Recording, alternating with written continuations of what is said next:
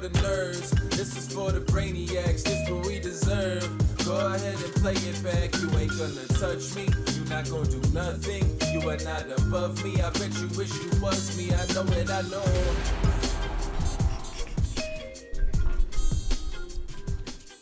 What is poppin', everybody?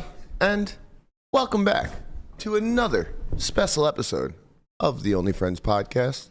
Well, you know, it's me and my only friends, which includes, but is not limited to, the Tortua, who had a 241% ROI at this year's WSOP. Let's go, man. Let's go. My dude. You know what that means? Next year, you want a package? 2.41 markup. You already know, baby. That's not how that works. These tournament players. Barber will tell you all about The markup police is here. Wait, does that mean you have some money to loan me, Brian? No. No. His investors all got rich, yeah, though. they all got rich. But yeah. I do have a friend named Ethan Rampage Yao. Is he your friend? He's a text message away, man. He did shower you on the loan. He told didn't. me He didn't shower me. He didn't say no. he just didn't. He He just just ghosted you. didn't Yeah, he told me anything for a friend, so I know if I ever need 450 to go to Ethan. Okay. Well, you know, maybe we can clear that tab at some point. Yeah. You and Conrad's tabs combined are starting to put me in a little bit of concern. I'm feeling like I'm reaching the closer territory. It's not that. You're not Matt the loner. I the feel loner, like yeah. I might be Matt the loner. Matt the tax man. Matt, at least you can also be your own muscle and collect. That is true. I'll kick the shit out of both of you. I will beat the fuck out of you. I don't know, man. Landon's getting Your strong. days are fucking numbered, buddy. Who? Landon's getting strong. Thank you. Means a lot coming from you. Yeah. It means a lot coming from the weakest guy in the room. No. That's fucked up. We all know that's Guapo. That's fucked up. He's going to EOS every day. Guapo, Defend yourself, Guapo. Defend your honor. I got it. I will permit you to slap Laman across the face with a tortilla. Honestly, I would never fight Guapo. One, because I love the man. But two, because I think he's got that dog in him. No, I saw him hit that machine. Whatever. The boxing machine. punching game. That looked ferocious. I would not like to be. I think you two should do a tortilla challenge. Wow. No. Oh, tortilla I challenge. couldn't hurt B. Listen, he was handing out envelopes today as soon as he got here, and I got my envelope. My wonderful investment for the World Series of Poker. Just know that you have an investor for life. Yes. Thank you so much, buddy. Invest. That means make the money. 2.4. Happy market. No problem. It is nice to just get random money. I had no idea how much I bought of Lamanna or if I was getting any sort of returns. If money was appearing. I walk in, there's just like a stack of bricks of cash. He goes, "That's for Dan." Let's go to Dan. I'm like, I guess I You didn't get buy the, as big you of get a the piece little as I thin thought. envelope. Yeah. That's fine. I thought that story was going the other way. No. That you had a pile of cash and you're like, wait, I bought this much?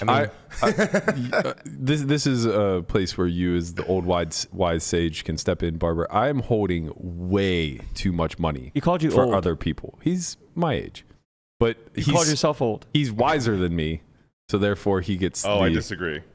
Oh, bro, I'm holding 6 figures of other people's money in secure locations. Why are you holding other people's money? Because I'm an idiot. I've been doing this my entire career. I'm just a mule for people. He's Matt the mover. I don't know, Dan. I told Dan how much I had him. He's like, yeah, give it to Berkey. I'm like, okay. Matt the mover. Yeah, when I say 6 figures, I'm being very, very conservative. You're a good guy. I'm a dumb guy. Is it dumb? Wouldn't you I don't know. rather be on this end of it What if than my other boss- people holding your money? What if the Bellagio just decides to empty my box tomorrow? And then all Like of a that sudden, would ever happen. My God. Might. Did you read that glance thread? Yeah. Have you heard this story? I have not. Okay, so I just read it this morning. Glance said when he first started working for Poker Night in America, they ran their first show, or one of their first shows, at the Golden Nugget. And it was a high stakes game where a bunch of players came with Aria chips. So he gave the floor person 103,000 in Aria chips, 425Ks, and 3 1Ks. She walks to the cage, apparently drops a 25K chip near the cage. Oh my God. Some rando picks it up, and she is only able to get 78,000 in cash. Brings it back to Glance, explains what happens. They go to the cameras. They see the person clearly who picks it up. He's wearing an LSU sweatshirt, yada, yada, yada. The brass says, we're going to take care of this. Just give us a couple of days. We're going to handle everything internally. So Glance gives them a couple of days. They call back and Well, somebody called him and said, "Hey, Yeah. they're waiting for." No, one of his friends called him and said, "Hey, I think they're waiting because they only have to keep footage for 3 days or something." that was after the fact. Oh, okay. So he gets a phone call back, and they basically say, like, okay, we've identified the guy. Like, we know that she dropped the 25K chip. We have everybody on high alert at the ARIA. They're, like, waiting for somebody to come and cash this in, yada, yada, yada, all this other stuff. We have to go through our protocols or whatever. And at that point, like Conrad said, one of Glance's friends said, hey, they only have to keep the footage for a certain amount of time. And the second that they can destroy it legally, they will. So Glance goes to gaming, files a complaint. They do nothing for him. Now the Nugget reaches back out to him and basically says, like, we have no record of you exchanging 103,000 with this floor person.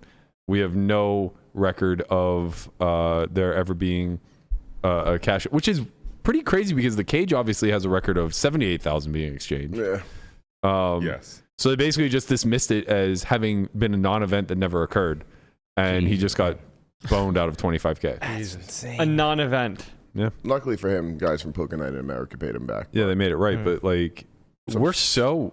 You know how much money I've given floor people to go exchange for me? I mean, I tell this story to people all the time. So one of my early summers in Vegas, I was playing it in the Rio, and there used to be like in the high limit area, there was like a white walled off area where they had like the bigger games. It was like this white makeshift wall. Yeah. And Before it's where the they had King's like Lounge. before King's Lounge, and they had like the big PLO. And I remember a lot of people would sweat like Durr and Ashton Griffin playing like huge PLO, maybe like a decade ago. And so I'm playing like a big 08 game there, and I go to the bathroom. And this is back when Cash played. And but the best advice I ever got was, if you're ever playing with Cash, take your cash with you when you leave the table, and then put it back on when you come back. So I take my cash with me, but I leave my backpack. Mm-hmm. Someone grabs my backpack while I'm gone. I've got like a laptop and an iPad in there. It's not the end of the world. It's not like I have bricks of cash in there. And I go to security, and I'm told something that I will never forget for the rest of my life. I said, can I see the footage, or can you guys look at the footage? And they said, with a straight face, the cameras are there for our security, not yours. Wow. And at that point, and basically all the stories I've heard afterwards, I realized that the casino does not have our best interest. 100%. That echoes something that I had heard a lot coming up through the Cash. This is back when Cash also played, but even the big chips, like when we started playing 10-20, 10-20, 40 at Bellagio, you would get flags on the table, and you would have big chips. And it was always a big discussion of, am I better served to take the big chip with me when I go to the restroom, or to leave it on the table? And a lot of this was formed out of, this is no indictment against the Bellagio. It just happened to be the place that ran high stakes, so the incidences happened there a lot. But there were a handful of incidents where people left their big chips on the table, and randos like just came, started chatting up the table, sat in the seat, and just swiped it. And got away with it that way. And again, the casino doesn't do anything to insure you. And then the other incidents where, and since then they've put a bathroom attendant in the sportsbook bathroom that's right adjacent to the poker room. But a couple other incidences where people would take their big chips with them to the bathroom, and they get hit in the back of the head by a brick, and then just the chips taken right out of their pocket. Yeah. So like there was like this was like 2013 to maybe 2016-ish time frame. There was probably like 4 or 5 incidences where like the Bellagio 10-20-40 was targeted to basically just kife big chips off of unsuspecting poker players, and it's a lose-lose. You're not insured by the casino, they're not protecting you in any capacity, and you can't really, I mean, you can protect yourself, I guess, so maybe it's better to be on your person, but you're looking to get into a fist fight. Yeah, I think that people have to appreciate that, like, this is the cost of doing business in the gambling world, and I think we've been like relatively insulated from it for a long time. Yeah. But this is how, like, if you're a bookie, you've got a lot of money on the street, you're never going to collect. If you rent private games, you're letting people play on credit, and that that money might not get collected. And it seems like even within the realm of poker, there's all these ways where you can lose EV left and right. Well, we try to convince ourselves that in a casino setting, it's all legitimized, right? That's what. And honestly, like, and it largely is. Yes, it largely is, and it really does speak to why MTTs are so popular or so much more secure. Everything's on the books, for better or for worse. The type of unsavory behavior that might take place is just that you're going to have to deal with some soft cheating. But that's going to happen in any sort of zero-sum game where people are looking to garner an edge for better or worse. So yeah, it's a weird thing. We had Gordo on last night talking about the box incident, and it is kind of crazy. It's like, why is this service even offered if there's zero insurance to the player outside of, you know? I mean, it's not like people are going to be going to close their boxes. No, I said this. I literally said I should start putting my money on front money, but I'm at the Bellagio every single day, and front money's obnoxious. And it's like, you know, am I really going to do that? Probably not. Front money? I think it's the same. What do you mean? Go ahead. Wait. Front money accounts are basically just like, I don't want to use the term credit. That's not correct. But basically, like, a debit account, isn't it? Yeah, it's a debit account. Like, okay. So you just give them the chips, then you have that debited money that you can pull anytime you need. I think the way I feel about boxes is the way I feel about rake. Is that, you know, we're all up in arms about, you know, this box incident with Gordo, but people are going to continue using boxes. Mm-hmm. The rake is going to increase at the series, and I don't know if you guys have talked about like the rumors of GG and the World Series, but I suspect that the first thing that's going to happen is they're going to raise the rake if that purchase happens. And I don't think anyone's going to be deterred from playing. Probably not. I don't either, but at some point you reach an apex, right? Like at some point, Apex predator? Yes, Landon, apex predator. At some point, the rake is an apex predator. That's what I'm saying. It is. At some point, it collapses the market, right? I don't know. I have not witnessed that. I've only one time in my life have I seen players fight back against rake. Well, actually, sorry, there have been a few documented situations online where players organize protests, which I'm super impressed whenever players can organize a protest to fight back.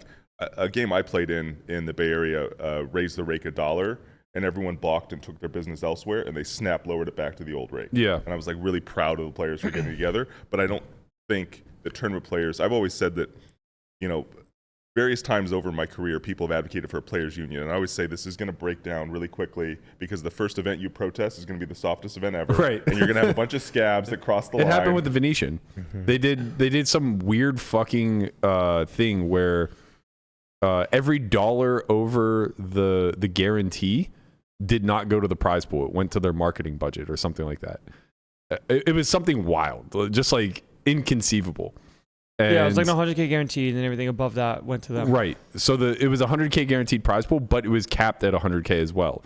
So every entrant over that like just went to their marketing budget or giveaways or some shit like that. And everybody was up in arms and they protested. And sure enough, as late reg was closing and there was, you know, a 50K overlay, people showed up in droves. So yeah, it's really difficult. But that wasn't what I meant. What I meant by there being a point of no return is at some point it collapses the market, even if people aren't more mindful, right? So if people just keep showing up, like let's go extreme and say they becomes 90% rake. So on a $100 buy-in, you're paying $90, so it's $190, right? At some point, people say no. Not even that they say no. They keep showing up, but at some point, like the money has to dry up, right? The house just wins too much. I don't know. I don't think we know how much the operators can take out of the ecosystem before it starts to break down. I guess we don't know how big the ecosystem is. They're not even close right now. Right. I think they know that. Yeah. But if you're an operator like GG or WSOP, it's not like you have your hands in something else adjacent where you're okay with collapsing the poker market, right? Or maybe they do. I don't know. No, I think it's pretty well understood that the only thing that's keeping Caesars afloat is the World Series brand. Like they're swimming in debt, and it's like the only profitable part of their business. Right. But yeah, I don't know. The rake thing is interesting, and I have to admit that I went to bat for Daniel in the Daniel versus Doug. Like more rake is better because I do think as rake increases, like the games do get softer. Yeah. Yeah. I went to bat for him because I thought that a lot of it was just taken out of context and his words were being manipulated. Best. Right. Manipulate other people's words. Yeah. Yeah. And you know, we saw years later Fedor speaking on behalf of GG whenever they did the same thing, the high stakes PLO, where basically what they did was tax winning players. So they made it so that the rake was unbeatable for winners, and they would then take that high rake and kick it back as a discount for the losers. And it's like, yeah, I mean, as a pro, I don't I mean, I don't like that game. George ran that But- boycott for GG high stakes cash and it worked out, which is Yeah. nice. Yeah, because they need that. Like GG needs to be the home of high stakes action, right? They don't want to see that market completely collapse And go back to stars or whatever. or just disappear altogether, right? Like, That would be even worse for them. yeah, I think all of these operators need to at least present the image of being uncapped in opportunity, right? Like, you don't want to just roll out some sort of format where you just broadcast to your audience and say, like, okay, here's what's available to you, and once you reach this stage, there's no growth. Like, you're done at this point, right? Well, some card rooms, like online card rooms, have like a max cap, like 2K now. For ignitions. But that's because they're so tiny. Yeah, GG stars, not tiny. these are the biggest players in the world, right? Like, they don't want to do that to themselves. And I would argue the same about like WPT and WSOP. And the thing with the rake, I agree with you, by the way, that I do think that one of the things that they'll try to push first and foremost is squeezing more rake out of the WSOP. And I think those numbers were actually just released where, if I'm not mistaken, over the course of the summer, they did something like 450 million in prize pools. And the rake with online included was somewhere in the neighborhood of like 42 million. Yeah, that's what I remember. Yeah. Which, you know, It was like just below 10%, which is yeah, it's not unbeatable, which is important. It's a lot of money to come out of the ecosystem, but it's also the biggest opportunity of the year for people who play both professionally and recreationally. So it's like, you know, it's an exchange I think most of us are willing to make. At some point, though, I've never seen people more rate conscious than they are now. Let's put it that way. And I think that that's true of even serious recreationals. Like, they're pretty rake sensitive. Ooh, I don't really Serious recreationals, not the I'm going to come out and play 3 events because it's on my bucket list. I don't believe anyone. I think everyone bluffs when they talk about rate concern. I think they like, you know, I had a conversation with Daniel Strelitz, and he was like, "Can you believe this online rake, the 900 plus 100?" And I said, "You played it, right?" Right. It's so ridiculous, but I'm going to buy in 3 times. Yeah, I mean, you know, it's something that we're going to complain about, but it's like the prize pools are still poker players bolstered. have no credible threats in this area. It's true. Well, like, what's the alternative? I mean, Cut off your nose and spite your face.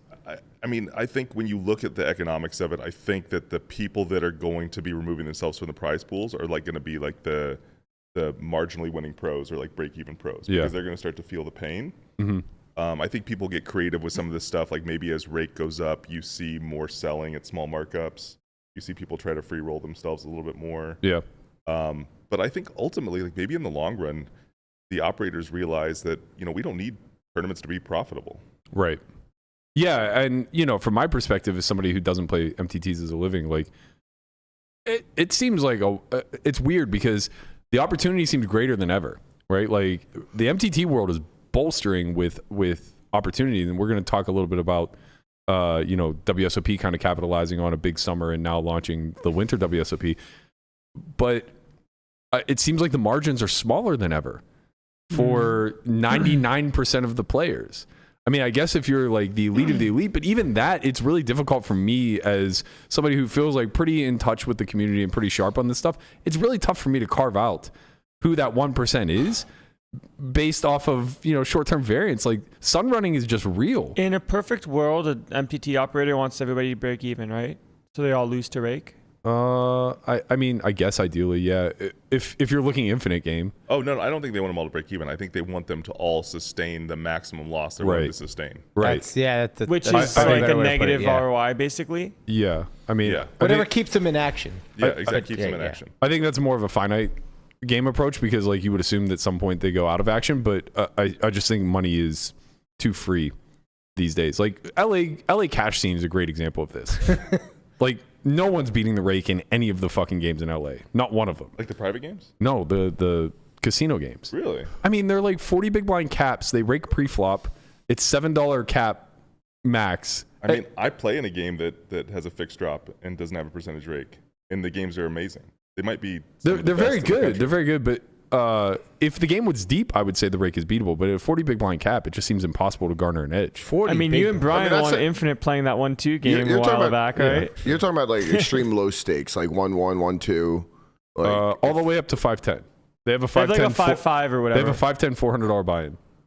Max buy-in? Yeah, They have- min max. But it starts capped, and then the game gets deep eventually. I mean, it's a min max.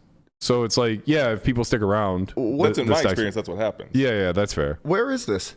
Commerce. Jesus, a 510 400 mid max. I think it's been this way for like a decade. Forever. Really? Maybe 2 decades. They also have 510 1500 cap. Okay. And I think that's a time game, whereas the 400 cap is a rake game. I really think the Interesting. cap does not matter as much as you think it does. I think the player pool matters way more. Yeah, maybe. I mean, you know, your win rate's going to be directly correlated to how much money's on the table. So I play in a game where the buy-in is 800, and I would say by the end of the day, like everyone's playing 2K deep. It's a little different though because you're in the Bay Area, right? It's a very small player pool, so when they come to play, they come to play. It is not a small player pool. It is a very wealthy player pool. Yeah, fair. Sorry, I guess like in my mind, the Bay Area, when I say small player pool, I'm thinking like the churn in a single game is only maybe a couple people over the course of a day. Like we used to play in a game in Salamanca, New York, where it was like it was basically a scheduled game. Like every Friday, Saturday, Sunday was going to be anywhere between 10 and 25 people that would show up to play 510. It was always the same people, yeah. Yeah, so like the churn was very low, and so you knew that even like we started at a 5-5 $400 cap game, 200 or $200 cap game, but it was a time game, which was very very generous to us, and on top of that, nobody came for a few hours. Like we would drive an hour to get there. The sessions would last 15 to 20 hours, and the average stack by the end was like, $2,500, something like that. So there was a lot of money on the table. And I guess that's what I'm envisioning when I'm thinking of the Bay Area, is it's a lot of like locals who are loyal to the game and, build it and thrive it. And where Commerce, I just envision so many guys who their job is to hit and run for a buy-in, and just like keep the churn massive. So I've only played the game a handful of times, but in my mind, it's like you don't really see a ton of depth come through, especially there's multiple games, 5 or 6 games, a bunch of must moves. Maybe once you get to the main game, if it's kind of that progression, but you know how that goes. Everybody goes south between one game and the next. Oh, speaking about going south, when cash played on the table back in the day, and like you grabbed your wad of cash and left to go to the bathroom. This was such a problem. Yeah, I was gonna say like this seems pretty. Even with the dirty. big chip, this was such a problem. It happened. There were so many guys who would angle this. I can remember one guy in particular. I don't remember his name or even what he looks like, but I just remember him, the embodiment of him, when I was playing 510 coming up in like the early 2000s at Bellagio. This motherfucker. He would just always take his yellow chips off the table and then like work some sort of angle where he suddenly forgot mid-hand whenever he had it, or like never brought it up until somebody else brought it up when he lost. And the floor could just never fucking enforce anything. Yeah. He would just like sneak it on mid-hand if he had something. And then if he got stacked, it was just like the times where he would get stacked or whatever, he would just never put it on the table. And then he'd be like, hey, you had 2 1K chips. Where'd they go? It's like, oh, man, forgot to put them on. And now it's just like, it doesn't play. It was so good for the games, though. Oh, it was great. It was great. It was just so much easier. Like I think that people don't realize the cost to the game of having people having to go like to the cage to purchase chips now. Just that delay. Like you want people to be able to peel off some cash. Right. Just reach into their pocket, put it on the table and go. Exactly. Andy Stacks used to come to Vegas like really early 2000s, like 2008, 9, 10. LeMan and I used to play 510 uncapped with him at Venetian. And all I remember, I didn't know him then. The only thing I remember about him is I've never seen a human being count $100 bills so fast before in my life. He would rifle through a 10K stack faster than a money counter. It was unbelievable, man. Just like, how did you garner this skill? And the way he stacks his chips now, I can't imagine anybody who would rather have cash on the table than him. Practice. It's practice. Yeah, it is. But yeah, I mean, it made the game dauntingly slow. Especially when you started to get to stakes where you have bricks of cash. You got to count it all out. And, Well, the dealers in particular, everything had to be verified, and it was just 1, 2, yeah. or, counting out a 20K bet. It's Seems like a let's get some hassle. fucking chips. Mhm. But yeah, it was nice from the standpoint of, the cash just came and left and came back, and you never had to deal with the cage, and there were problems with people getting cased. That was kind of an issue. People weren't as secure back then. They weren't going to boxes after the fact, just carrying around 100K in a book bag. Not the smartest. We learned the hard way. Yeah, we were young and stupid. So dumb. I can't tell you how many times I had my bankroll on my person. Oh my god, you were stupider than I was. I mean, it was 20K. I wasn't rolling in it, Barber. I was looking to sit, okay? He was trying to make it zero. The follow-up to that is I can't tell you how many times I'd case money on the table. Yeah. Too many to count. Yeah, we talked about this last time. I think more like the closer you are to zero, the more shots you should be taking. I think so. For sure. And maybe that lessens a little bit with age, but I still think that going for the moonshot is a really critical endeavor if you don't want to be a slave to whatever it is that you're doing. Yes. It's a hard thing to palate when you miss. But this is why I think poker is such a beautiful game. More importantly, as a vehicle to learn and understand probability and statistics. Because I took prob and stats in high school and college. It was a big underlying factor to pursuing computer science and things like that. And I realized, looking around at my classmates at those times, people either hated being there or didn't get it. And that seemed to be the general theme throughout. And it's weird. I think people think of prob and stats as one of the most difficult things on earth to kind of comprehend and study. But, now with a degree in poker, so to speak, it's really not that. I mean, if you get into the weeds, sure. But the ability that we understand it, or the surface level that we understand it, is so fucking critical. If you can just understand general probabilities of okay, I'm going to take this shot, and 20% of the time, I'm going to be a very sad human. And I'm going to have to look for a plan B the amount of times that happens. But you can kind of understand and internalize that risk if you really, truly understand the underlying math. Yeah, I think any subject can be enjoyable if it's taught well. It's unfortunate that math tends to be taught by people who don't make it fun and exciting. Why is every math teacher the driest, most antisocial human being? Brian knows who I'm talking. We had a teacher growing up, Mr. Coleman, Persian Coleman, and I mean he was just incapable of emotion. It was, hello class, Bueller. welcome to Calculus 1, and just constant whiteboard stuff. He always had the marker running down his arm. It was just.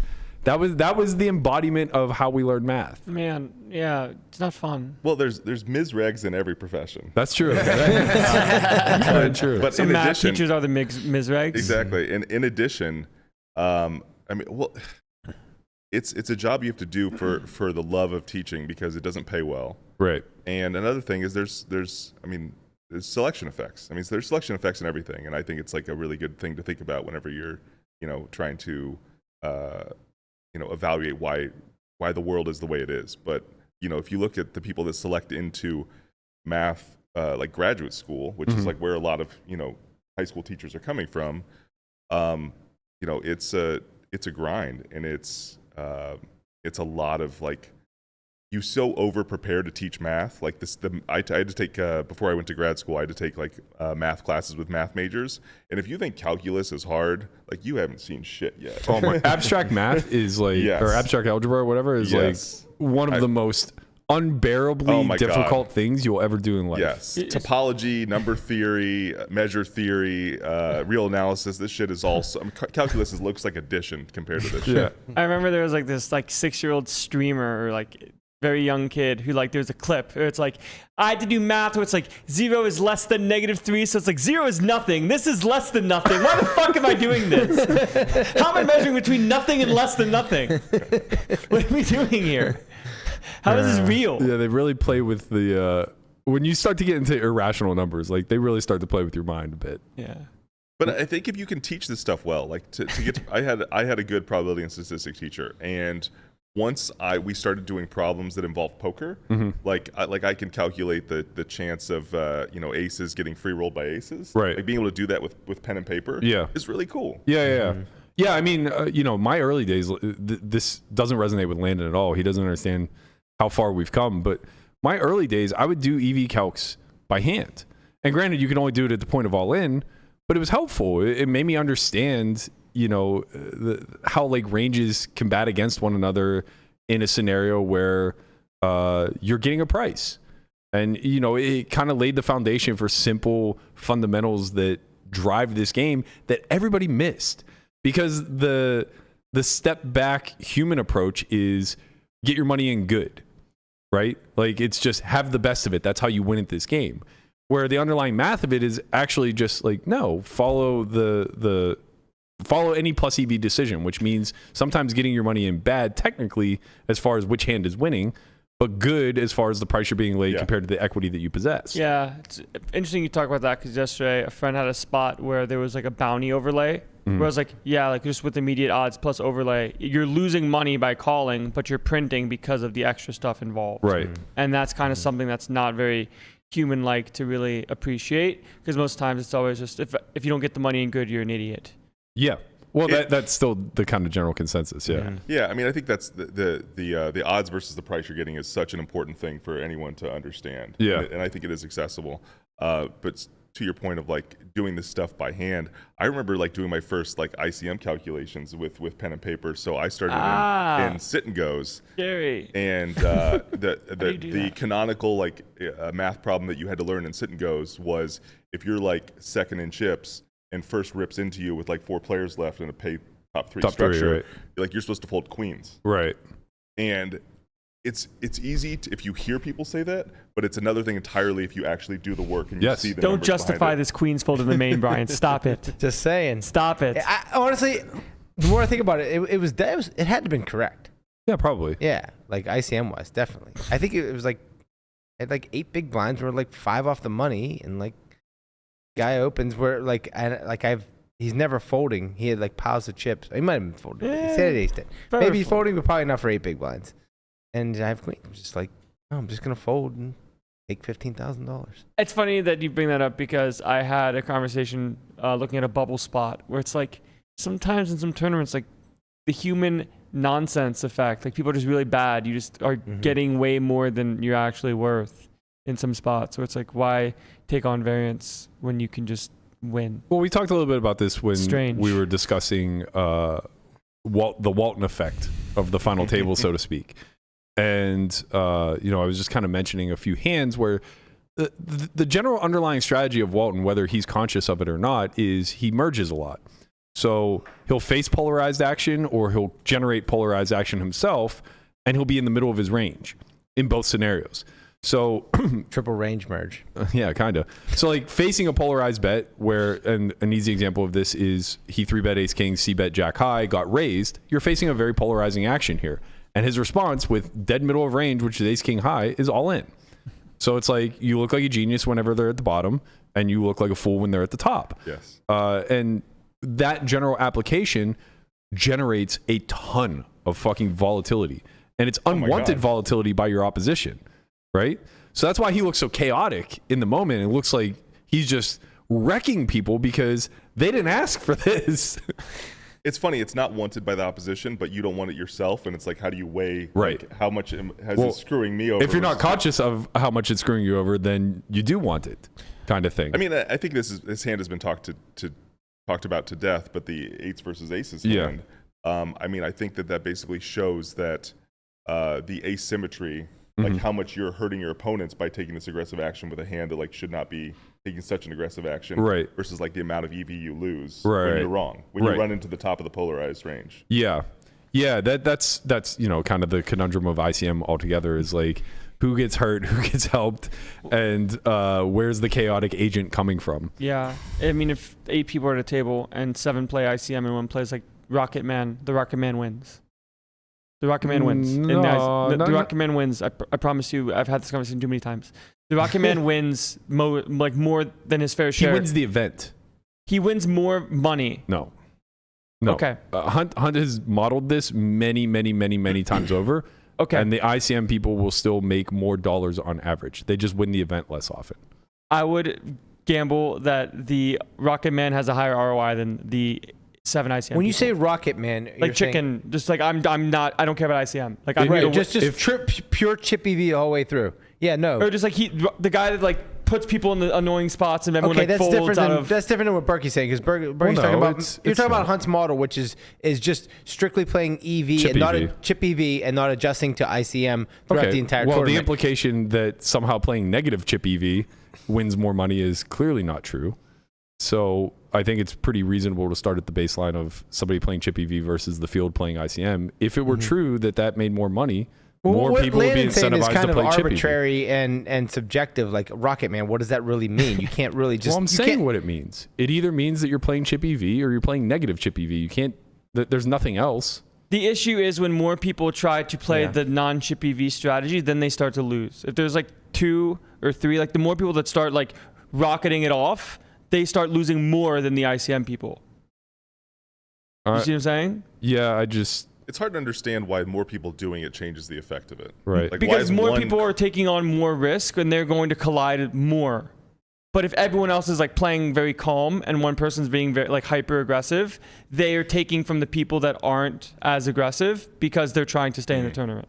I mean, my inclination here was to agree with Berkey, which is that like I think they win more often, but I actually think they sacrifice some EV. Yeah, their bottom line gets hurt, but they win the event much So more. I played with a Rocket Man recently. James Opes does not give a fuck about me cashing a tournament, and he Tennis was, guy. Yeah, Tennis player now. yeah. We talked about that a little bit, but he's a really interesting guy. But he was, we're on like the bubble of or nearing the bubble of the 3K. No, we're on the bubble of the 3K horse. He is the shortest stack in the tournament, and he's V-pipping the most. I've been that guy. and then he tells me while he's trying to bubble this tournament, so I think I may have bubbled the 50K PLO. Can I run this hand by you? And so he starts the hand by saying like, I have 28 big blinds and we're on the stone bubble. I've been there, man. I'm like, I don't even need to hurts the my rest of the hand. I've been there. I was like bottom third in chips in LAPC 2017. The ace 9 hand. And Dennis Blyden was at my table. No, the ace 9 was the following. I bubbled it 2 years in a row. Oh God, there's more than one time. So yeah, There needs to be an intervention. The story There needs is to be an multiple intervention. I actually bubbled it back to back years. So I had 16 big blinds in 2016, and Mike Leah was at my table and was chip leading, and my was, gosh. was just opening every fucking he's- pot. And like, He's relentless. yeah, and like he's already a table captain, so like Yes. it's getting under my skin for Yes. sure. Yes. He opens cutoff, and I'm on the button with ace 9 and 16, and I rejam, and like I think it was fine, but it's probably losing in ICM. And he tanks for an obnoxious amount of time and calls with ace 10 off. And I'm like, I don't know what's worse, my shove or your call.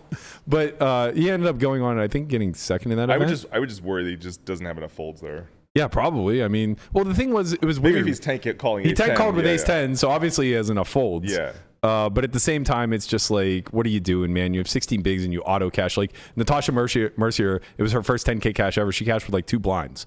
I could have just like, waited. Yeah. But And me, she- I just she want the loves- chips. She loves people like you. Oh, Jay was fucking texting me, needling me, going, thanks. Like I stone bubbled it. I was the bubble boy. Yeah. And then the following year, Dennis Blyden was at my table, and like he was playing on stolen money, so he was just going ape shit.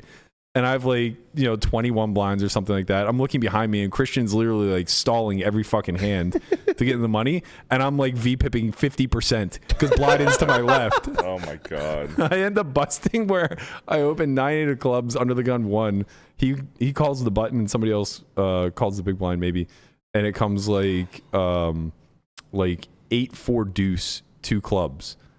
Pretty good. We got pair and a flush draw. We're gonna go with this. Find a way to get it all in versus his 4 deuce off on the button. Oh my God. He just bubbles my ass.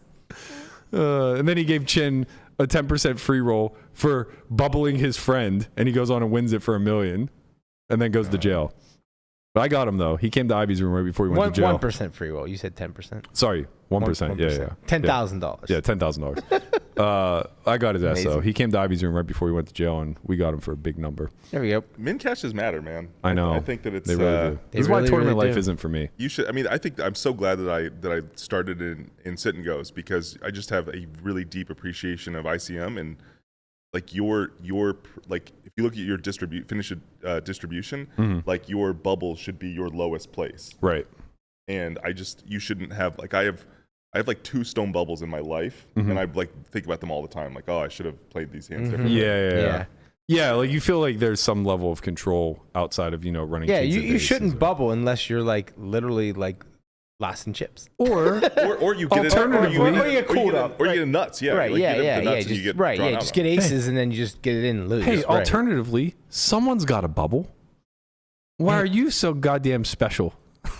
Because I'm always second to last in Someone has chips. to lose in cash too, Matt. You don't try to be that person. All right, that's Yeah. fair. There is always a greater fool, I guess. Or at least one would hope. Maybe I'm the greater fool in MTTs. Well, with those last couple hands you told us, I Yeah. believe that's true. If you can't find the spot, That's true. That is true. All right, let's talk a little bit about the community at large and the economics that are going on. WSOP, off the back end of having the most successful series of all time, has decided to launch the winter WSOP that we've all been begging for. Unfortunately, it's a destination wedding. They've chosen the Atlantis in the Bahamas to put on a winter series, which I'm unclear if they're still doing the Rozgadov, I guess like fall WSOP in October. Europe. Yeah, They are. They are? They're Okay. doing Europe, yeah. Okay, so I think there had been times in the past where they had done this as well, or maybe they had rotated it. Each one has between- 15 bracelets. Okay. So in the past, I know that they've done Australia and Europe, but I don't know if they've done them at the same time. It might have been alternating years. They would go Europe, Australia, whatever.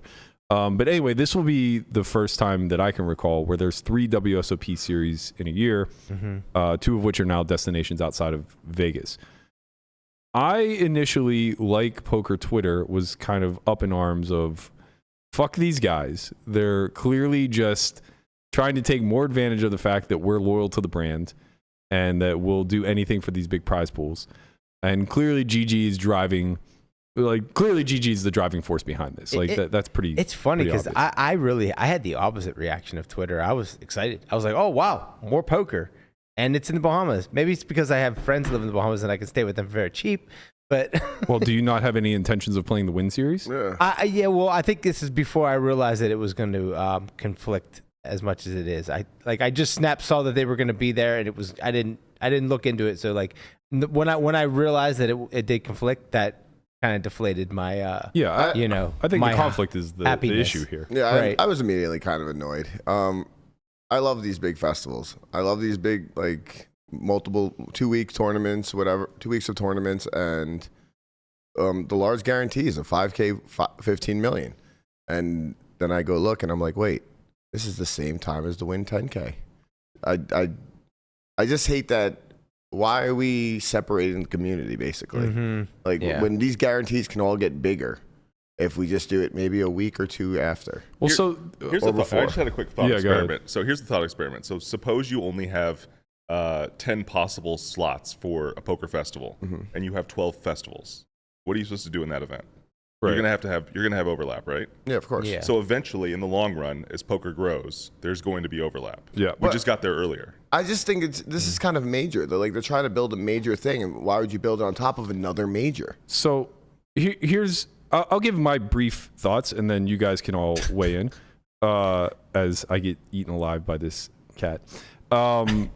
Initially, Twitter was just in a complete uproar. I didn't see one positive reaction to this. It was a lot of everybody hates the Atlantis. We were also happy to see Bahamar. PCA move to Bahamar, but even then, everything about the Bahamas is just such a fucking tourist trap. Like so much more so than Vegas. And I think that that's a bit of an annoyance to almost everybody who would frequent these stops. The second thing was they were very upset with the overlap between WSOP and the Wynn Championship, WPT Wynn Championship, which is abundantly clear because it's a similar buy-in range, similar large guarantees. I mean, I expect the Wynn guarantee to be much bigger as it's double the buy-in and smashed 30 million last year. So I imagine it's going to go quite big this year.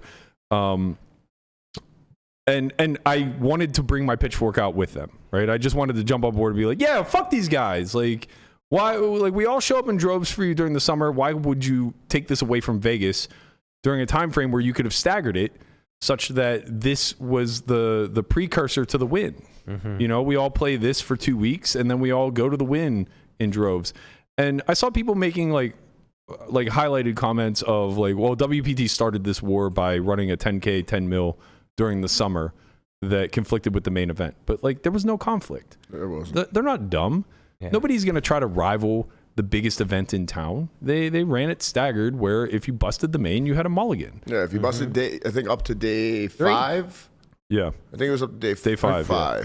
So that all made sense to me. But then I took a step back for a second, and I was like, well, from a community standpoint, this obviously sucks because we have to make choices and there are expenses involved and everything else. But from a company standpoint, WSOP sees the momentum that the Wynn is getting. Or sorry, I keep saying the Wynn. The WPT is getting. WPT is a direct competitor. Even if this initial winter WSOP isn't a massive blowout success that smashes all the guarantees and everything else, aren't they better served by pulling 3,000 players away from their competition? They're just putting like a stick in a tire while WPT is riding their bike. Kind of. It's like, hey guys, fuck you. Yeah. So, like, obviously, I don't think that this is in the short term best for the community at large, but I think big picture it probably is. This competition is going to prevent what I think hurts us the most, which would be a monopoly.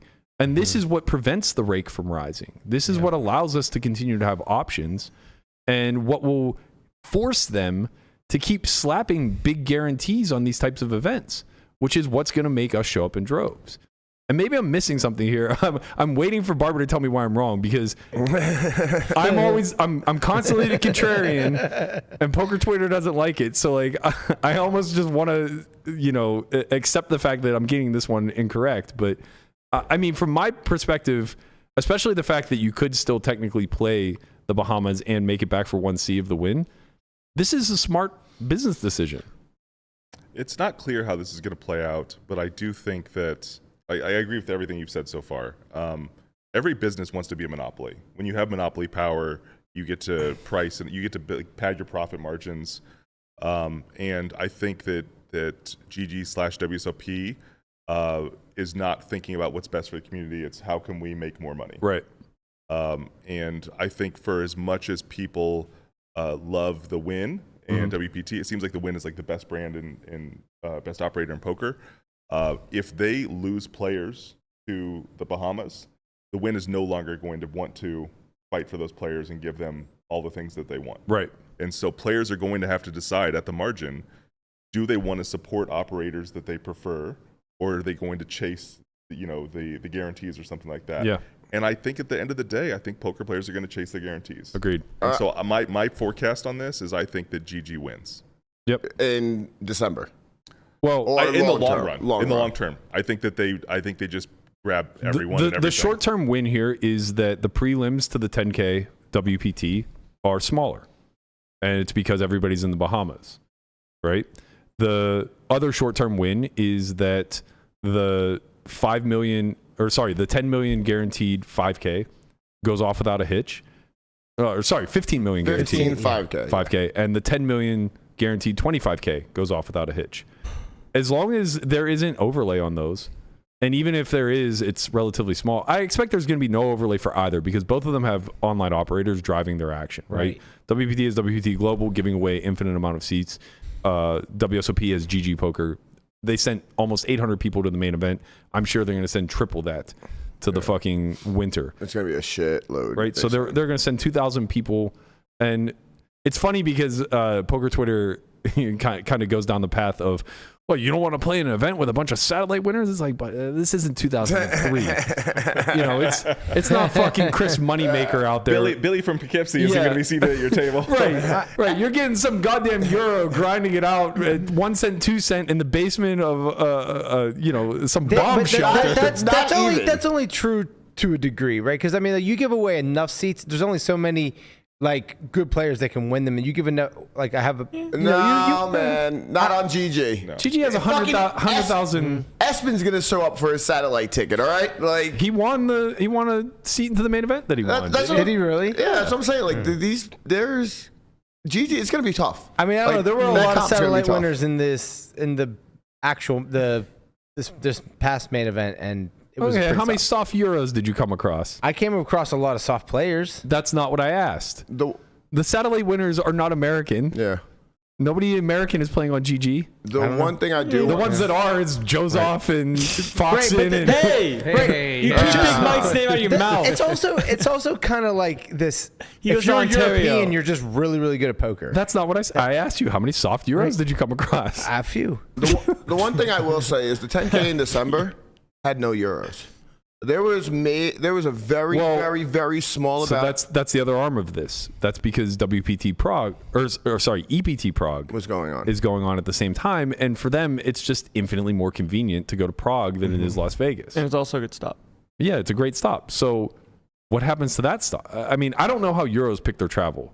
They But, get like like- a certain amount of days in the year. No, not my point. I don't know how they decide between these stops. It's got to be cost, right? Cost has to be playing a role. Cost, time. Visas. Something else I want to bring Convenience. up with regards to this, which I think is something I hadn't considered.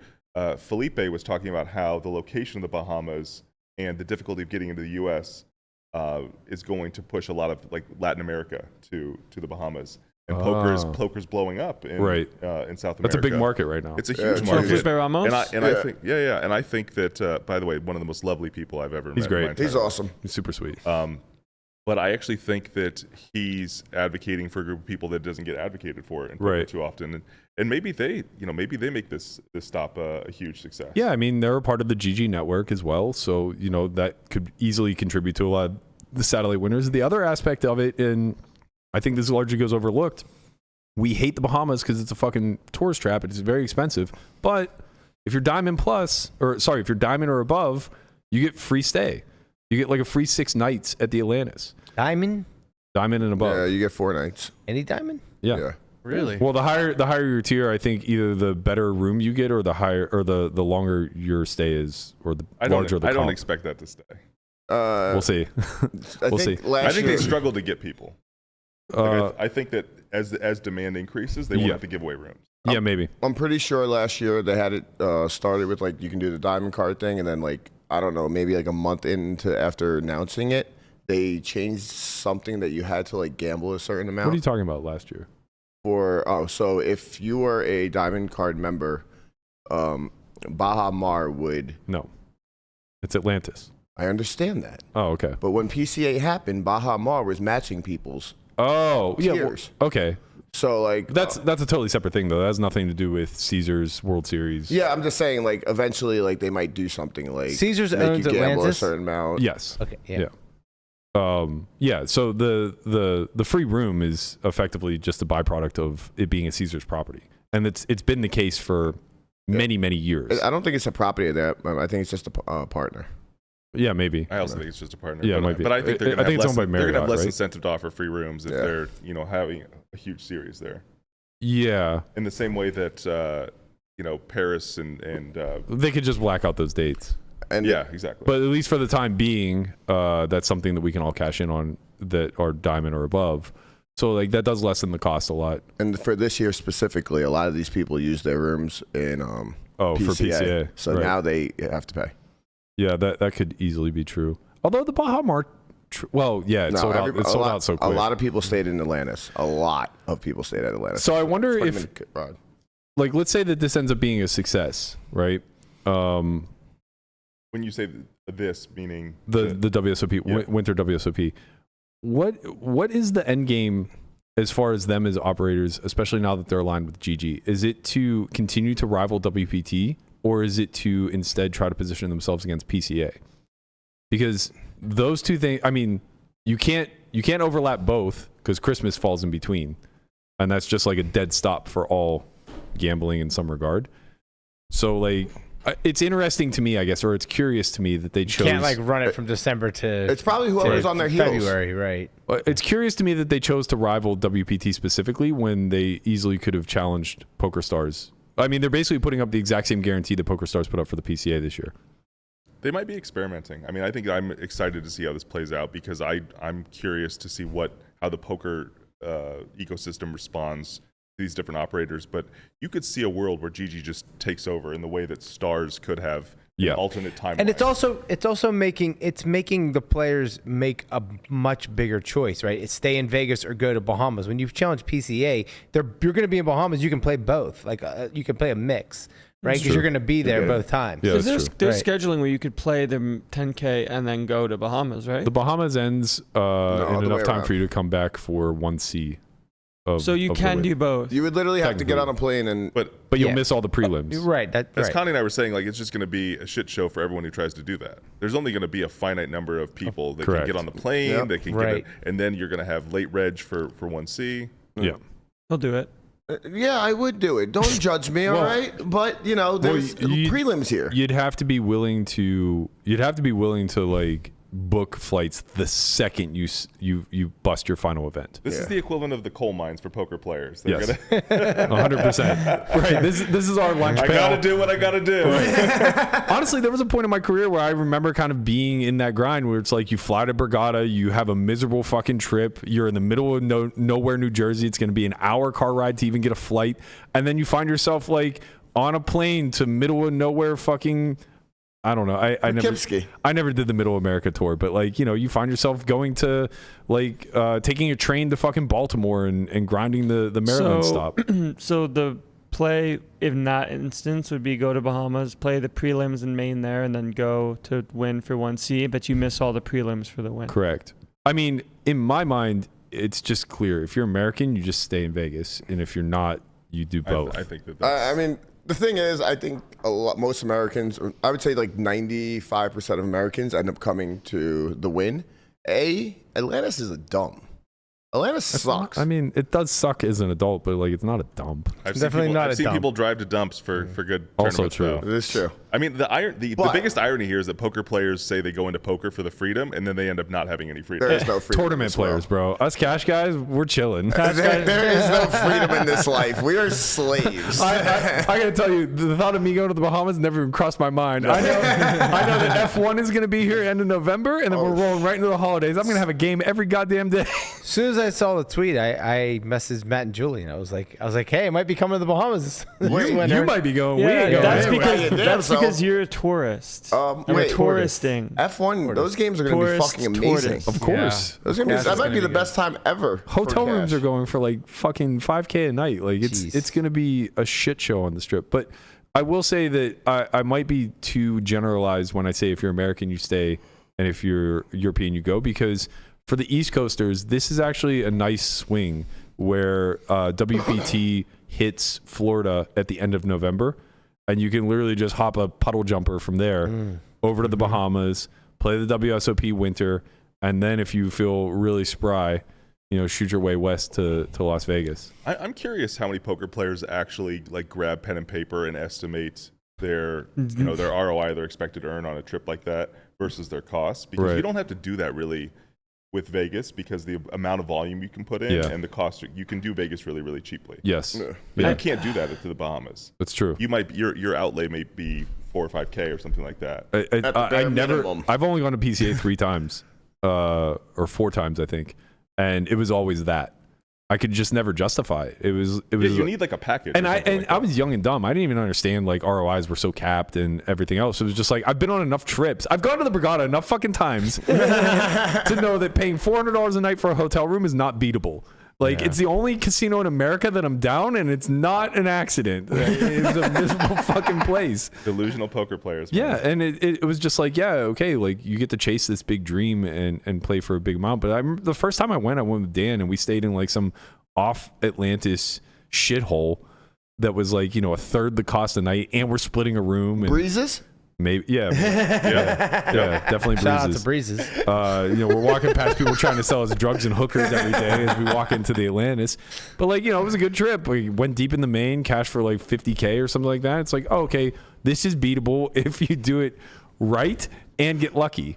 But that sounds like tournaments as a whole. Yeah, it's just like, that sounds awful. I'm gonna go play cash. I've always been hyper conscious of my costs, and I feel like many people are not. Yeah, it's hard to be conscientious of your cost as a tournament grinder, because You're a jackpot poker player. Yeah, you're being paid an EV, so everything's being delayed. I chopped a dusty hotel room in Chester, Pennsylvania, with Jamie Kerstetter because I was like obsessed with getting my costs as low as possible. God bless. You sound like my college baseball team putting us up on the fucking road. Like, no, we're gonna stay at the Red Roof Inn, and there's gonna be 4 to a room. Okay, you guys are all bunking up together. Yeah, it's the realist versus the surrealist. Where he's just like, yeah, I'm not going to win much, probably need to cut costs. And then if you're like, if you win the main, who cares about how much it costs? Right. It's just really tough because when you're being paid in IOUs, it's hard to project like when anything, they come in. really. I don't think you just need to be nitty. Like at the end of the day, nits have all the money.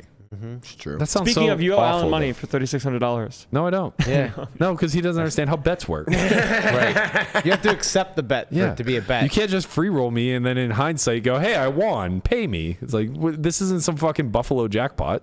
Wait, so you were in Chester for the only WPC, like WSOPC they had? It was Did they only have one? I feel like they only had one. I'm not sure. This is back when I was like circuit grinding, which Yeah. is just a terrible, terrible life that I would not wish upon my worst enemy. But I think I was chasing this was back when they had the national championship free roll. Okay. Yep. And it was like, it was only 100 people. So it was like 10K of EV, Yep. you know, if assuming the field's all the same. And it was pretty easy to get that. And that was like a nice enough overlay on top of what you could make at the stops. Nice. But I mean, I know people that were like winning, you know, a dozen rings that, you know, were barely making ends meet with what they were making. And so just, it's really hard. Yeah, there's a lot of, Shout out to there's a lot of Maurice travel.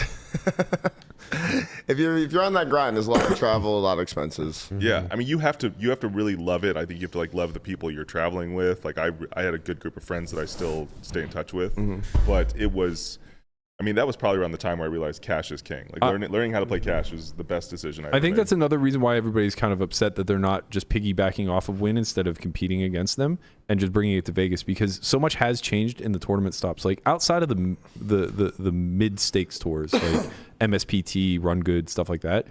I guess the circuit to some degree. Almost everything that comes with a bigger buy-in, even if you're just looking at like the 3K level, it's in 2 locations. It's in Vegas and Florida, and that's just it. You don't really have to travel. Like the 6 stuff.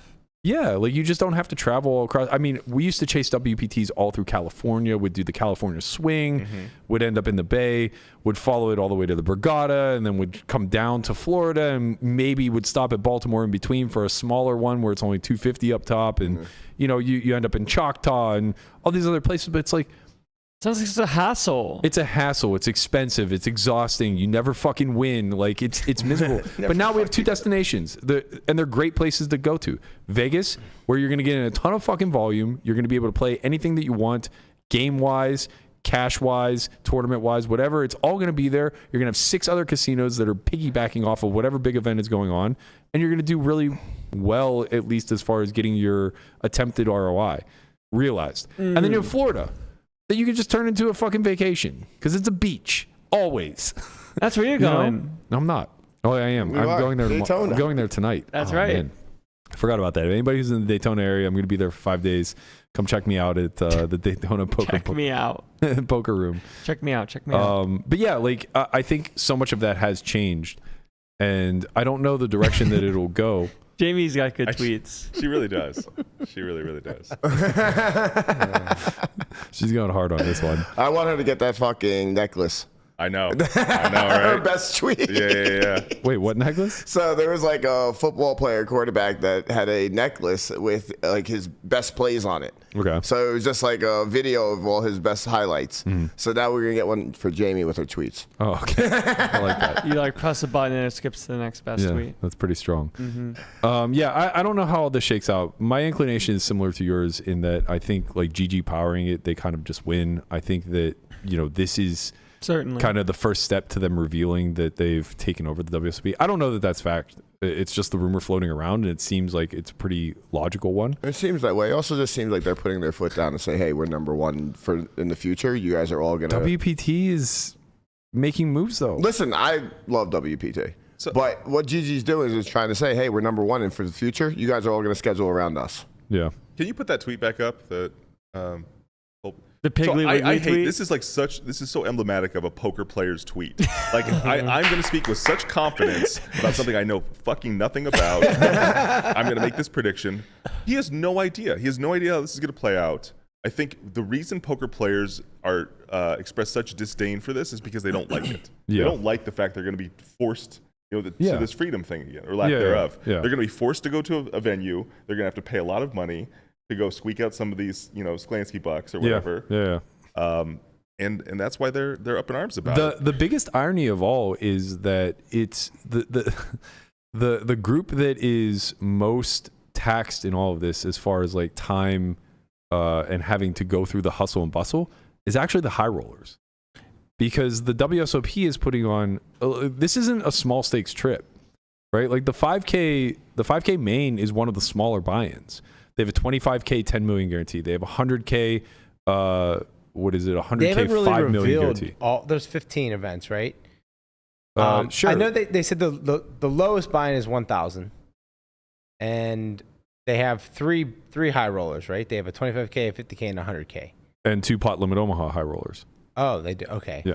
Okay, so 5.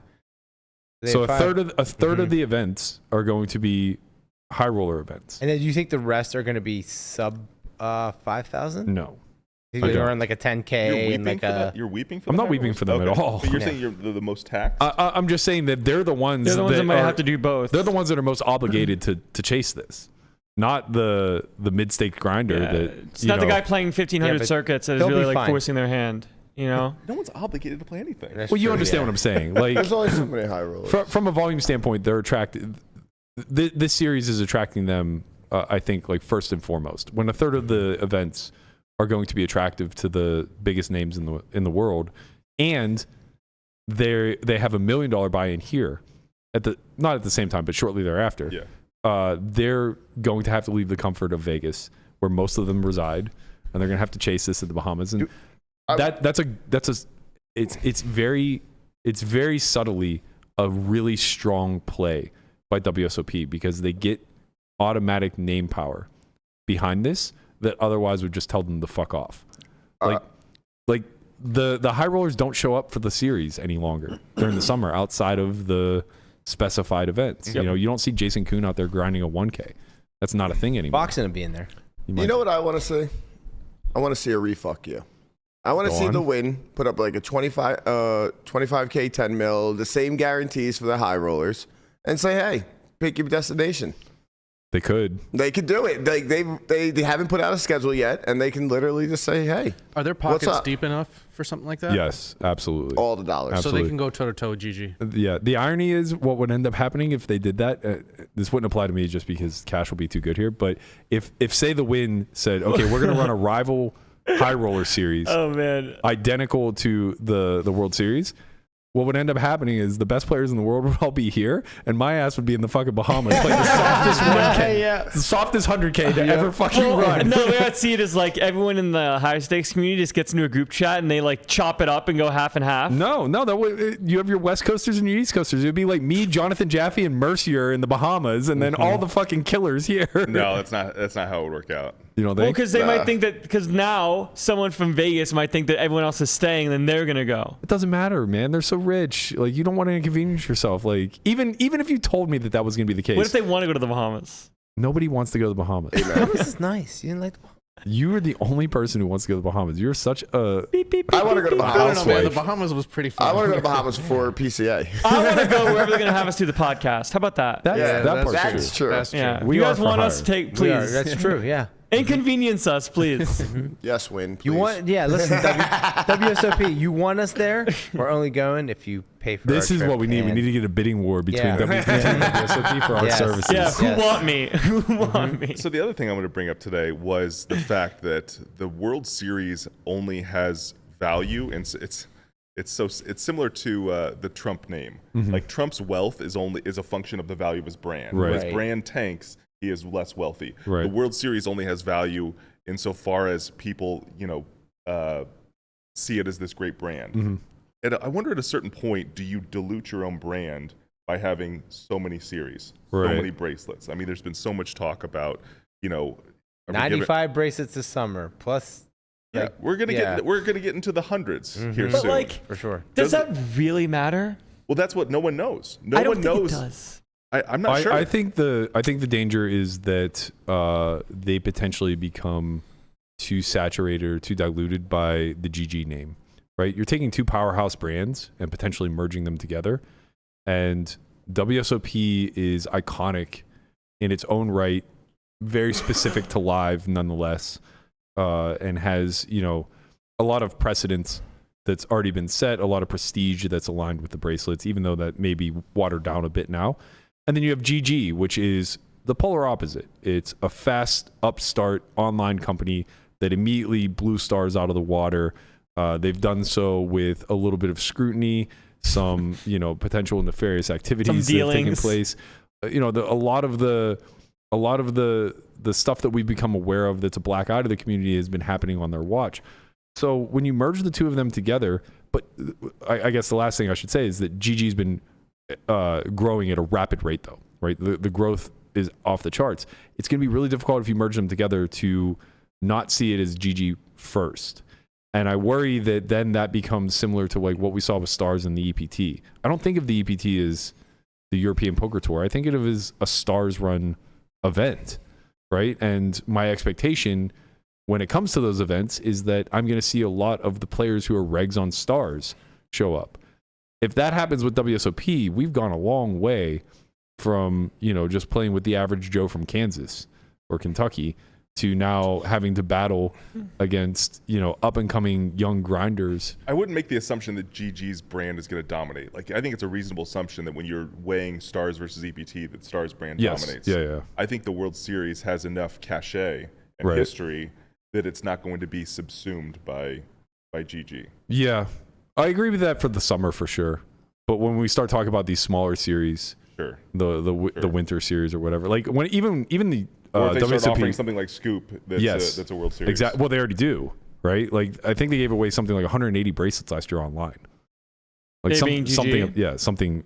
I honestly think that absurd. the bracelet hype or the bracelet value is only scrutinized by the industry, where from public perception, bracelets are still worth a ton. Yeah, I would agree. Yeah, probably depends. You know? What I would like to see though, as is, like Venetian MSPT do a nice little, you know, winter series alongside WPT. Like there can. Why though? Do you want there to be 7 series that are all going on at the same time? Conrad's trying to multi-table live. He's going to be in the Bahamas. He's going to be in Vegas. He's going to be in Florida. There's going to be 3 new Conrads. No, he wants a soft spot. It's just like the summer, you know. It's not venues everywhere. No, it's not though. Like think about the prelims for the WPT last year. They don't rival summer WSOP. The prelims, the 1100 prime, they got did well. Absurd numbers. It did there well. There aren't that many prelims though. Right. There was like 15. Yeah, no, well, it's different from There's gonna be a lot more this year. Are there? Maybe. That's what they said.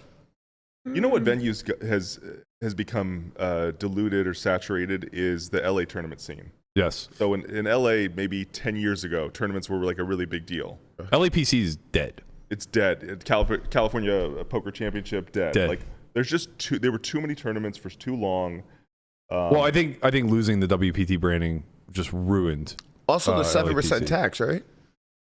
If you're not a resident. I don't know if people are really worried about that. I mean, we always got that back. Oh, okay. All you have to do is like prove it's like losses. a mild inconvenience. Yeah. Okay. Mild inconvenience. Yeah, it wasn't enough. It stopped high rollers from running. Like people didn't want to play the 25Ks because their money would just get locked up. But like it didn't prevent anything.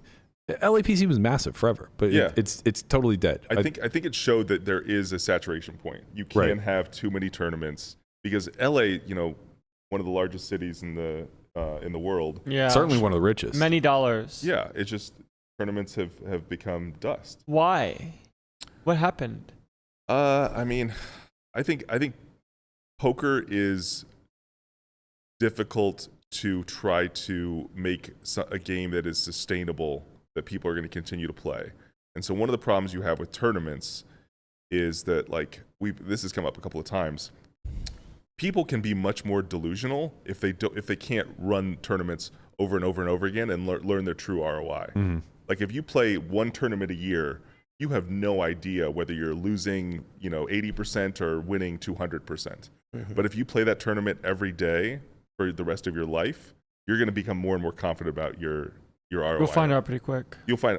I mean, you'll find out. You'll reach the long run a lot faster than someone who plays one a year. And so I think in LA, when the money rises to the top in tournaments, the whales, and we talked about this last time I was here, like the whales are removing themselves from the ecosystem, which has a devastating impact on poker tournaments. They also got rivaled by Vegas, where they hadn't been in the past. So Vegas is a very short trip away. And if you look at like the LAPC timeframe of late January, early February, it's bustling here. And it's bustling on the East Coast too because of Florida.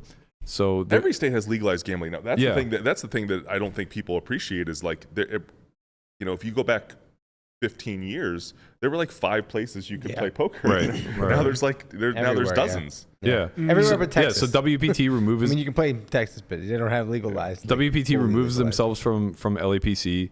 The time is now a lot more saturated throughout the rest of the country. The travel is nearly nothing for people from LA to come to Vegas.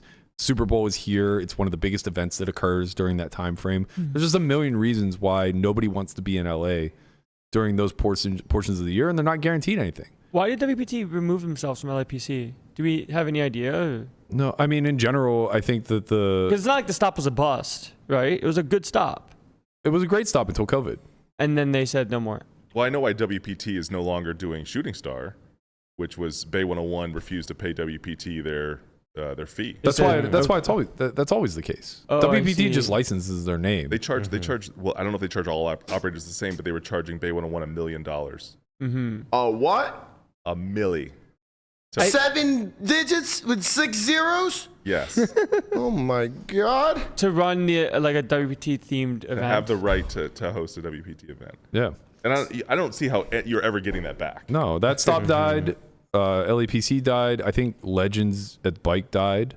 I could be wrong, but I'm pretty sure it died. This just in. Connie's Poppin' Tour starting next week. $300K for the licensing's name.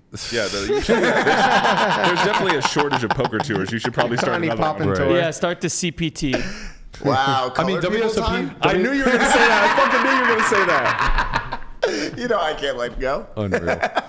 WSOP does the same thing with circuits. They don't oversee any of it. They just license their name out to whatever the local casino is. So they just make passive income. That's another area where there's been saturation. Dilution. I mean, I remember where there were maybe 12 stops, and there's probably 24 now or something like that. That's just circuit. You add in WPT Prime, you add in MSPT, you add in Run Good, and I don't know if Heartland still exists, but like It does not.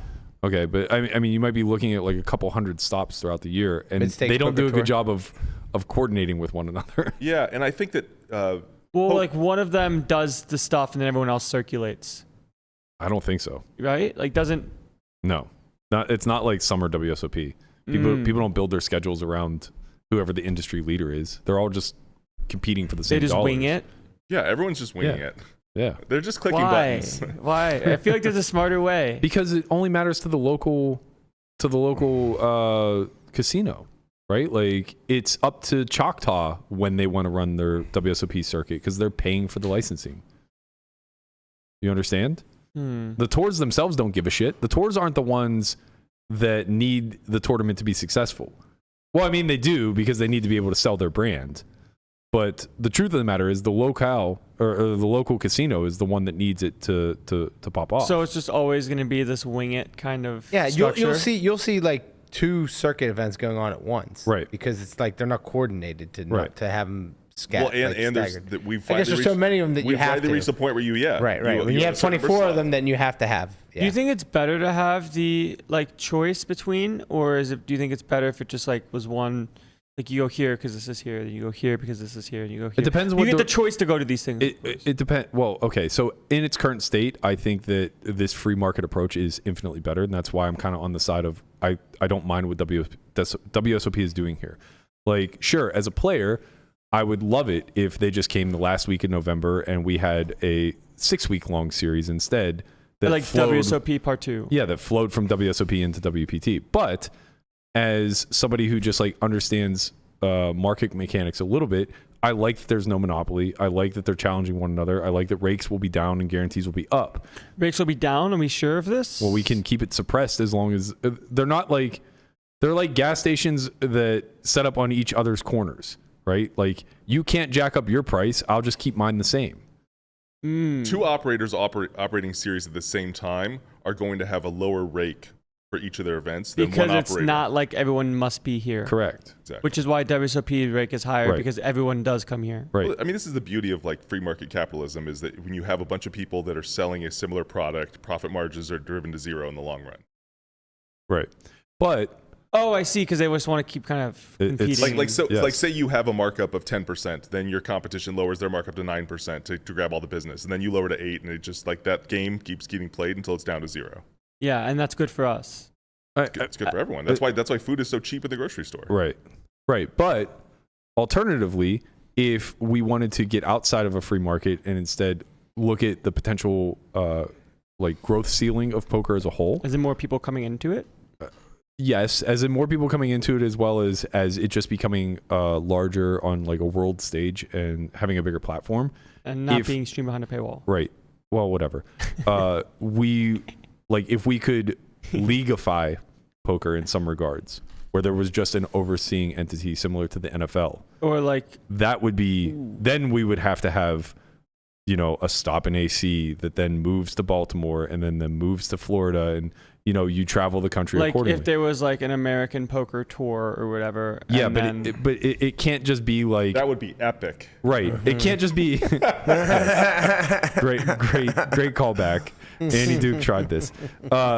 It can't just be an Nice. upstart. It can't just be one. It can't be a one-off, right? It would have to be coordination amongst the entire we operating get a sweep, community. we get a big umbrella. This is the most naive thing I've ever heard you say, I think. I'm not saying it would be a good thing, or sorry, I don't know if it would be good or bad. Listen, I'm just man. saying that it's the alternative. dead wrong. It's DOA. Like, I think it just can't get off the ground. It probably could not. It's coordination of too much. Don't let your dreams be dreams. Well, it's kind of like online poker in California, right? Like, if there's one state in the country that should have legal online poker, it's California. And I've always been told the reason why this will never happen is there's too many people fighting, like too many interests involved. Yeah. You've got racetracks, you've got card rooms, you've got the Native American, you've got the lottery.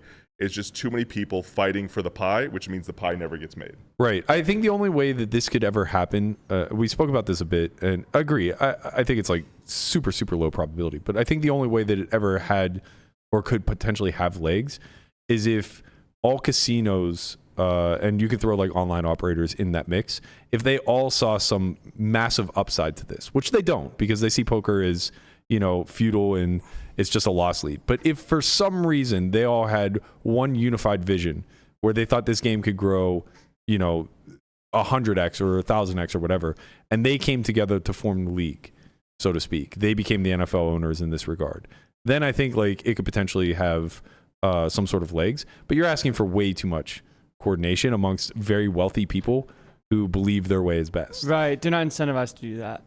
Not particularly. Based off of the way that they see it. Right. The best argument for coordination in the game of poker is the fact that poker tournaments specifically are something that benefit from network effects or network externalities, Right. which are basically described like why a brand like Facebook or Twitter or Instagram has value, because those brands don't have value when there's like 100 people on them. They only have value when there's 1 billion people on them. And so like the poker tournament that has 10,000 people is so much more attractive at the same price point than the poker tournament that has 100 people. Right. And so how do we create more 10,000 person tournaments? How? Well, you have to have coordination, because if you don't have coordination, then you have what happened in LA, where like tournaments that used to get 1,000 people get 200 now. Yeah. And that's just because people ran out of money? No, there's just saturation effect. They have other options. Yeah. Like imagine if the World Series main event, instead of running once a year, ran 12 times a year. You wouldn't get 10,000 runners anymore. Right, because you can pick and choose when you want to play your main event. Well, I think it's just a lot to ask them to put up 10K. I mean, Yeah. I actually think one of the more insane things is that we are able to get 10,000 people to put up $10,000. It's fucking insane. Yeah. It's irresponsible for most of the people who play it to play it. Right, but it is still that bucket list item that happens once a year annually. It's a freeze. It's so unique in this Man, ecosystem. This fucking community, we just forget how much money $10,000 is. We this have. economy? Yeah. Dude, it's a beautiful thing when you're just like in line to register for the main, and you just look around and you know that there's no other tournaments going around, and you're like, holy shit, every single person in this room is buying it for 10,000. Yeah, right now. yeah. If you just look at like 100 people, and that's not a lot of people just standing in line with you, that's $1 million just sitting right there. Yeah, it's like, wow. That's wild. That's pretty sick. I sweat it every time I hand 10K over for a tournament. It's never going to be lost on me. This is the first time I played the main event where I didn't walk to the cage with $10,000. I actually had, well, it was outside the times I won a seat, but I just registered online.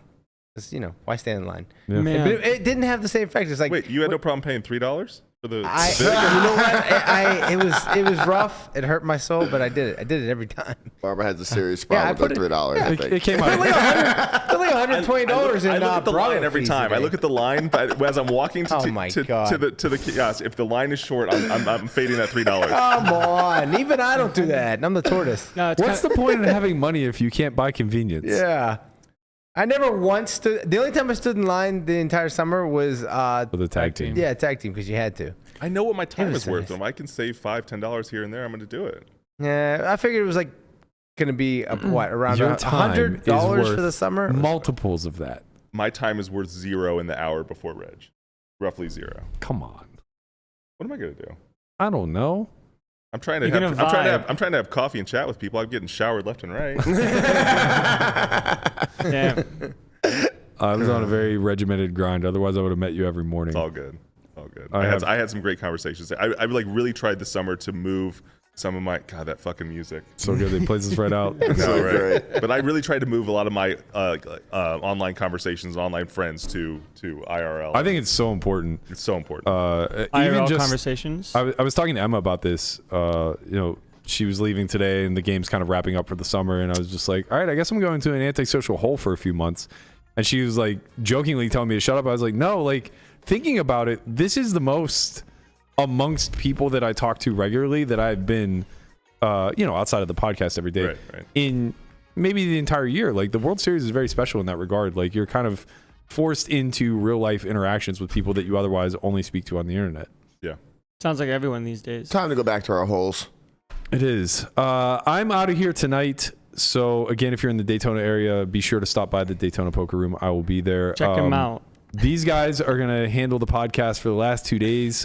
We have a special guest tomorrow. Pizza Time Poker is going to come in. He is an upstart vlogger. Really cool story. He's a musician who kind of found his way into poker and is documenting everything from the grind up. They're going to talk to him tomorrow. And then I believe Matt Hunt is here on Friday. We're going to do a little bit of a wrap up of his WSOP as well as, you know, get into the weeds as Matt Hunt loves to do. If you guys do have any ideas for the CPTT, you know, leave them in the comments. What is Let it? us What's the know. double What's the T? extra T for? Don't. The Colored People Come on. Time Tour. What do you I'm mean? there. And this is, I already have the first idea. It's a late reg tournament. Everybody starts with 25 big blinds because everybody's late, right? So if we just start with 25 big blinds, 10 minutes of registration, we got it popping. Carter, you're always early to everything. No, don't tell anybody that though. Time is a construct. I don't want to ruin the thought of the CPTT. Not for the podcast. That's going to do it for us. Thank you so much for joining us, Barber. It was a pleasure as always. I'll be sad to see you Likewise. head home. We're going to take off, and these guys will join you again tomorrow at noon Pacific. See you guys then. Later, squad. Peace.